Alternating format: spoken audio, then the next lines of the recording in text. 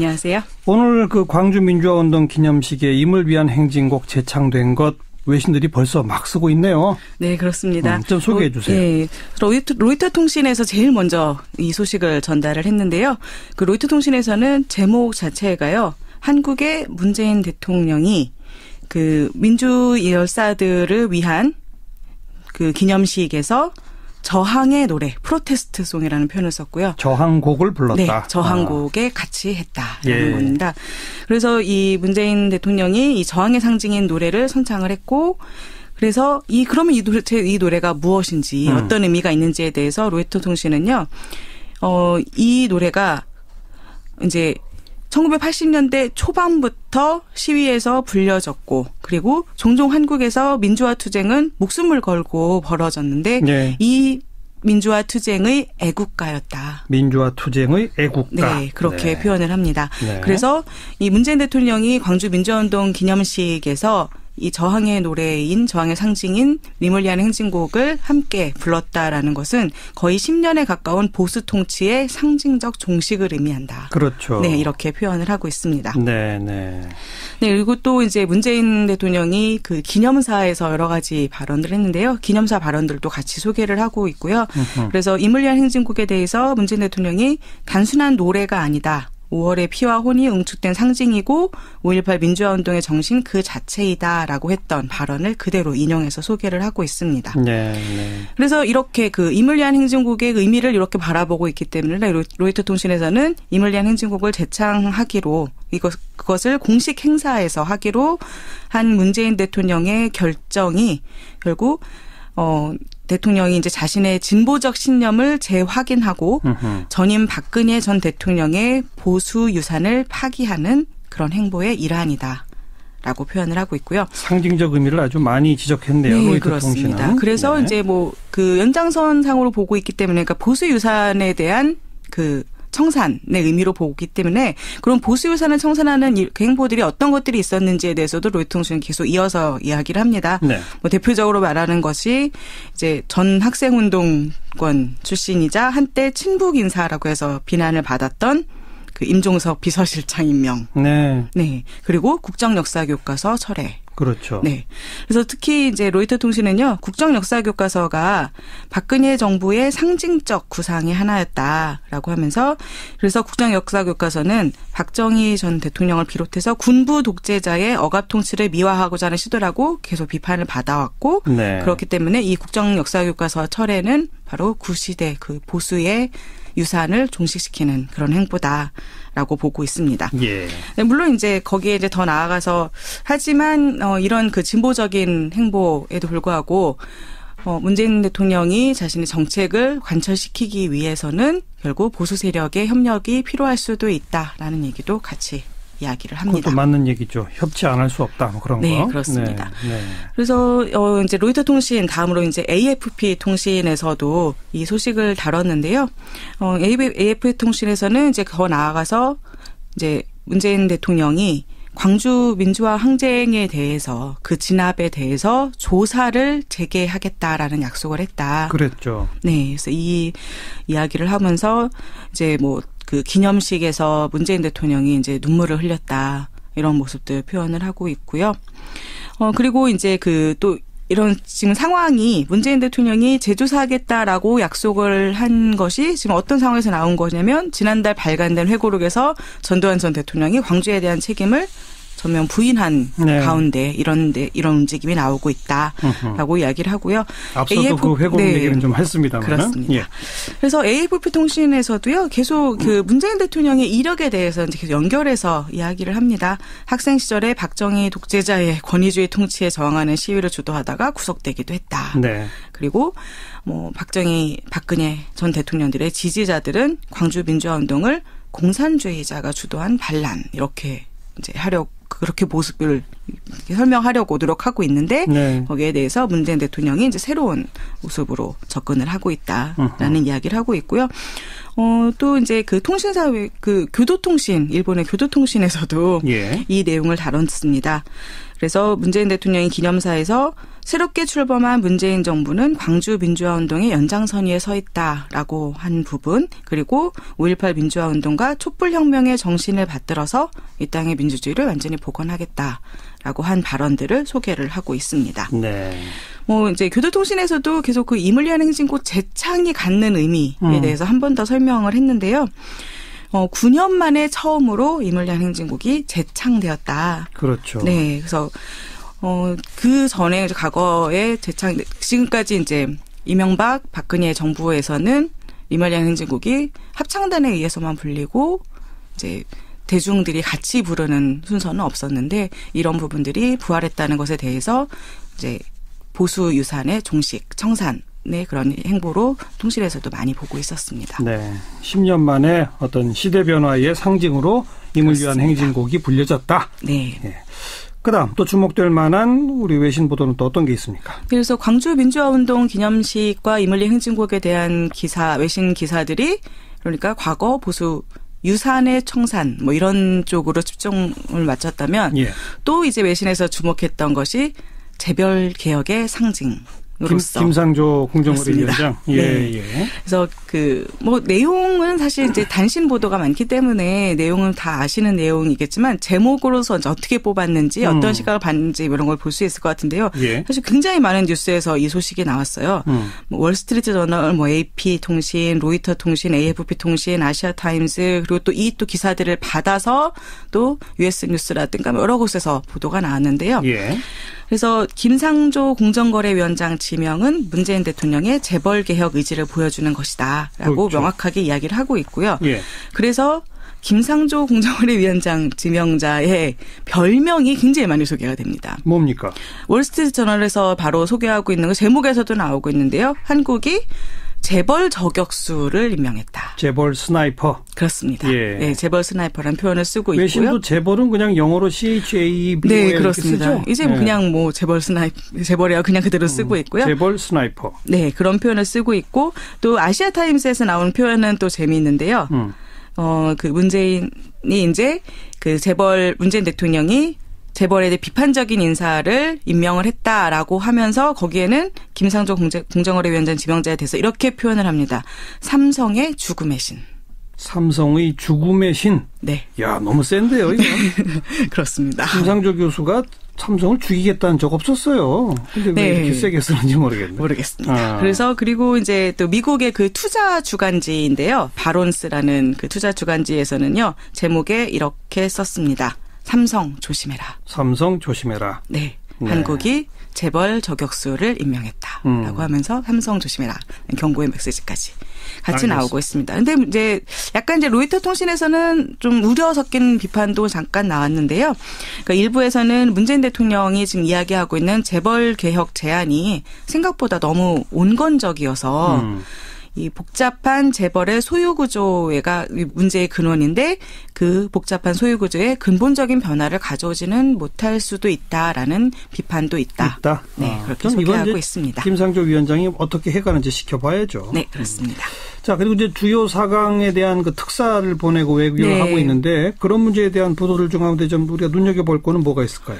일본 특사의 활약에 대해서 일본 쪽에서 어떻게 바라보고 있는지가 많이 재밌네요. 나오고 있는데요. 네, 일본 언론들. 네, 일본 언론들 지금 문희상 일본 특사의 방문, 아베 총리와의 만남 이런 것들을 쭉 계속 보도를 하고 있는데요.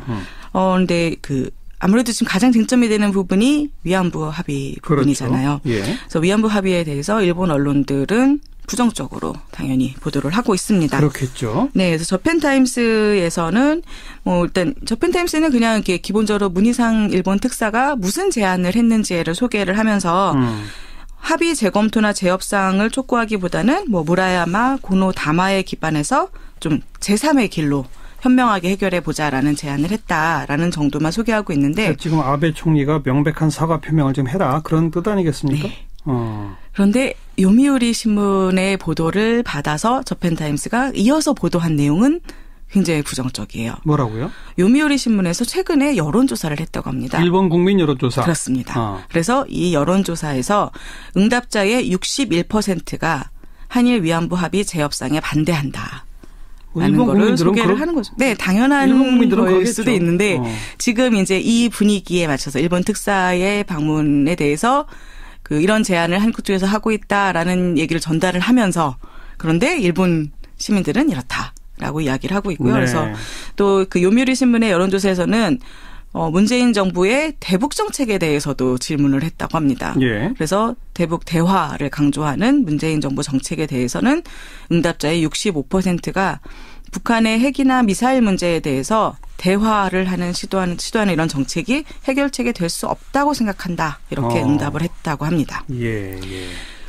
이제 그리고 더 나아가서 이제 그러면 이런 상황에서 일본 측은 지금 부정적으로 바라보고 있는 게 명확하게 나타나고 있는 거죠. 근데 그런 상태에서 중국은 또 어떻게 바라보고 있나. 네. 일본 특사 방문과 이런 부분에 대해서 중국도 보도를 계속 하고 있는데요. 중국의 글로벌 타임즈라는 언론에서 보면은요. 문재인 대통령의 대선 공약들이 이제 인수위 없이 바로 직무에 들어갔기 때문에 곧 시행될 것으로 보이는데 예. 이런 점에서 한일 관계에 있어서 위안부 문제, 영토 분쟁이 가장 불안 요소가 될 것이다라고 전망을 하고 있고요. 예.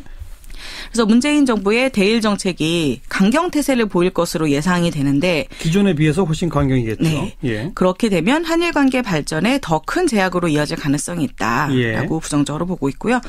하지만 이제 또 한국 정부가 경제나 무역 쪽에서는 일본과 협력하려는 그런 정책을 펼 것이다. 네. 근데 그 설명이요. 왜 그런가 하면 사드 문제로 한중 관계가 악화됐기 때문이다. 한중 관계 경제적 제재가 그렇죠. 있으니까 네. 일본과의 경제 교류는 확대하려고 그렇습니다. 할 것이다. 네, 그래서 미국의 사드 철회를 설득하는 데에는 시간이 걸릴 것이기 때문에 그 사이에 문재인 행정부가 한일 경제무역 협력 강화 쪽으로 움직일 가능성이 높다라고 네. 이야기를 하고 있고요. 지금 이제 일본에 대해서 인맥과 이해관계가 깊은 이낙연 국무총리 지명자 등을 임명을 함으로써 문재인 정부가 좀 인적 방어망을 세워서 한일 관계 긴장에 대비하는 모습을 보이는 것 같다라고 글로벌 타임스는 이야기하면서도 예. 하지만 이제 1960년대와 1970년대와 같은 한일 관계의 밀월 시기는 다시 오지는 않을 것 같다. 이렇게 부정적으로 전망을 하고 있습니다. 글로벌 타임스 이게 중국에 있는 매체죠? 그렇습니다. 그러니까 중국에서 이렇게 바라보고 있다. 한일 관계의 전면적 네. 개선을 조금 두려워하나 보네요, 또. 네, 그런 느낌이 좀 들죠. 근데 또 정확한 네. 분석이기도 합니다.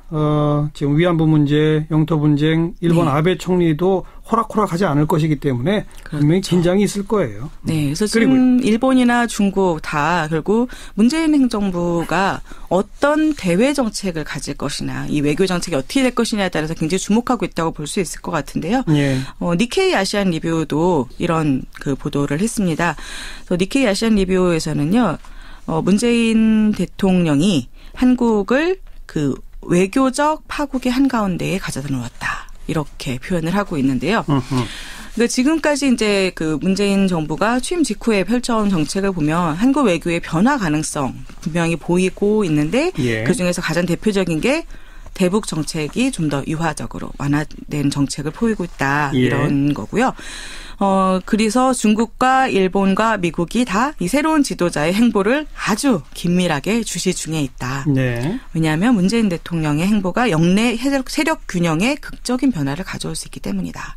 이렇게 이야기를 하고 있습니다. 그리고 지난 일요일에 이제 북한의 미사일 발사 실험은 한반도 평화와 대화를 위한 문재인 대통령의 의지를 시험대에 올리는 그런 것이었다. 그렇죠. 라고 이야기를 하고 있고요. 네. 그래서 이번에 이제 일본 특사의 방문에 대해서도 니케이 아시안 리뷰는 이번 특사 방문을 통해서 이제 셔틀 외교 그리고 북한 문제 공조에 대해서는 확인을 하긴 했지만 이제 전시 위안부 문제 관련해서는 아베 총리와 특사가 완전한 의견 일치는 이루지 못한 것 같다. 계속 잠재적인 불씨로 남아있을 수 있다.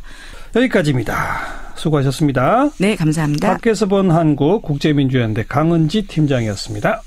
안녕하세요. 오늘 광주민주화운동 기념식에 임을 위한 행진곡 제창된 것 외신들이 벌써 막 쓰고 있네요. 네, 그렇습니다. 좀 소개해 주세요. 네, 로이터 통신에서 제일 먼저 이 소식을 전달을 했는데요. 로이터 통신에서는 제목 자체가요. 한국의 문재인 대통령이 민주 열사들을 위한 기념식에서 저항의 노래, 프로테스트 송이라는 표현을 썼고요. 저항곡을 불렀다. 네, 저항곡에 같이 했다라는 예. 겁니다. 그래서 이 문재인 대통령이 이 저항의 상징인 노래를 선창을 했고, 그래서 그러면 이 노래가 무엇인지 어떤 의미가 있는지에 대해서 로이터 통신은요, 이 노래가 이제 1980년대 초반부터 시위에서 불려졌고, 그리고 종종 한국에서 민주화 투쟁은 목숨을 걸고 벌어졌는데, 네. 이 민주화 투쟁의 애국가였다. 민주화 투쟁의 애국가. 네, 그렇게 네. 표현을 합니다. 네. 그래서 이 문재인 대통령이 광주 민주화운동 네, 그렇습니다. 통신은. 그래서 네. 이제 뭐 그 연장선상으로 보고 있기 때문에, 그러니까 보수 유산에 대한 그 청산의 의미로 보기 때문에, 그런 보수 유산을 청산하는 그 행보들이 어떤 것들이 있었는지에 대해서도 로이터 통신은 계속 이어서 이야기를 합니다. 네. 뭐 대표적으로 말하는 것이 이제 전 학생운동권 출신이자 한때 친북 인사라고 해서 비난을 받았던 그 임종석 비서실장 임명. 네. 네. 그리고 국정역사교과서 철회. 그렇죠. 네. 그래서 특히 이제 로이터 통신은요, 국정역사교과서가 박근혜 정부의 상징적 구상의 하나였다라고 하면서, 그래서 국정역사교과서는 박정희 전 대통령을 비롯해서 군부 독재자의 억압 통치를 미화하고자 하는 시도라고 계속 비판을 받아왔고, 네. 그렇기 때문에 이 국정역사교과서 철회는 바로 구시대 그 보수의 유산을 종식시키는 그런 행보다라고 보고 있습니다. 예. 물론 이제 거기에 이제 더 나아가서, 하지만 이런 그 진보적인 행보에도 불구하고 문재인 대통령이 자신 기념식에서 이 저항의 노래인, 저항의 상징인 리물리안 행진곡을 함께 불렀다라는 것은 거의 10년에 가까운 보수 통치의 상징적 종식을 의미한다. 그렇죠. 네, 이렇게 표현을 하고 있습니다. 네, 네. 네, 그리고 또 이제 문재인 대통령이 그 기념사에서 여러 가지 발언을 했는데요. 기념사 발언들도 같이 소개를 하고 있고요. 그래서 리물리안 행진곡에 대해서 문재인 대통령이 단순한 노래가 아니다. 5월의 피와 혼이 응축된 상징이고 5.18 민주화운동의 정신 그 자체이다라고 했던 발언을 그대로 인용해서 소개를 하고 있습니다. 네, 네. 그래서 이렇게 그 리물리안 행진곡의 의미를 이렇게 바라보고 있기 때문에 로이터 통신에서는 리물리안 행진곡을 재창하기로, 그것을 공식 행사에서 하기로 한 문재인 대통령의 결정이 결국 대통령이 이제 자신의 진보적 신념을 재확인하고 전임 박근혜 전 대통령의 보수 유산을 파기하는 그런 행보의 일환이다라고 표현을 하고 있고요. 상징적 의미를 아주 많이 지적했는데, 정책을 관철시키기 위해서는 결국 보수 세력의 협력이 필요할 수도 있다라는 얘기도 같이 이야기를 합니다. 그것도 맞는 얘기죠. 협치 안 할 수 없다, 뭐 그런 거. 네, 그렇습니다. 네, 네. 그래서 이제 로이터 통신 다음으로 이제 AFP 통신에서도 이 소식을 다뤘는데요. AFP 통신에서는 이제 더 나아가서 이제 문재인 대통령이 광주 민주화 항쟁에 대해서, 그 진압에 대해서 조사를 재개하겠다라는 약속을 했다. 그랬죠. 네, 그래서 이 이야기를 하면서 이제 뭐 그 기념식에서 문재인 대통령이 이제 눈물을 흘렸다, 이런 모습들 표현을 하고 있고요. 그리고 이제 그 또 이런 지금 상황이 문재인 대통령이 재조사하겠다라고 약속을 한 것이 지금 어떤 상황에서 나온 거냐면, 지난달 발간된 회고록에서 전두환 전 대통령이 광주에 대한 책임을 전면 부인한 네. 가운데 이런 움직임이 나오고 있다라고 이야기를 하고요. 앞서도 그 회고록 네. 얘기는 좀 했습니다만. 그렇습니다. 예. 그래서 AFP 통신에서도요, 계속 그 문재인 대통령의 이력에 대해서 이제 계속 연결해서 이야기를 합니다. 학생 시절에 박정희 독재자의 권위주의 통치에 저항하는 시위를 주도하다가 구속되기도 했다. 네. 그리고 뭐 박근혜 전 대통령들의 지지자들은 광주 민주화운동을 공산주의자가 주도한 반란, 이렇게 이제 그렇게 모습을 설명하려고 노력하고 있는데, 네. 거기에 대해서 문재인 대통령이 이제 새로운 모습으로 접근을 하고 있다라는 이야기를 하고 있고요. 또 이제 그 통신사회, 그 교도통신, 일본의 교도통신에서도 예. 이 내용을 다뤘습니다. 그래서 문재인 대통령이 기념사에서 새롭게 출범한 문재인 정부는 광주 민주화운동의 연장선 위에 서 있다라고 한 부분, 그리고 5.18 민주화운동과 촛불혁명의 정신을 받들어서 이 땅의 민주주의를 완전히 복원하겠다라고 한 발언들을 소개를 하고 있습니다. 네.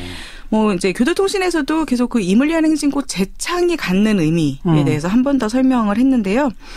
9년 만에 처음으로